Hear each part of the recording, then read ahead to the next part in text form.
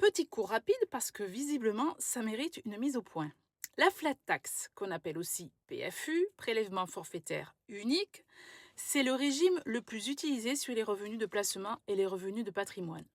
Hier, je parlais des dividendes en SAS, mais ça peut concerner aussi les dividendes du URL à l'IS, certaines SARL et plus globalement différents revenus financiers. Et oui, depuis le 1er janvier 2026, la flat tax est passée de 30% à 31,4%. Pourquoi? Parce qu'elle est composée en deux parties. 12,8% d'impôt sur le revenu forfaitaire et 18,6% de prélèvements sociaux. Et c'est justement cette deuxième partie qui a augmenté. Donc, quelqu'un qui me dit oui, mais il y a la CSG et la CRDS, ben oui, c'est littéralement dedans. Mais attention, ce sont des prélèvements sociaux, pas des cotisations sociales. Et ça, énormément de gens confondent les deux. La différence, les cotisations sociales te donnent des droits, la retraite, la maladie, la prévoyance, etc.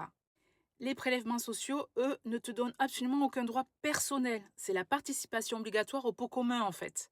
Donc, quand tu touches des dividendes en SAS et que tu payes la flat tax, tu ne cotises pas pour ta retraite, tu ne valides pas de droits maladie supplémentaires, tu payes, point.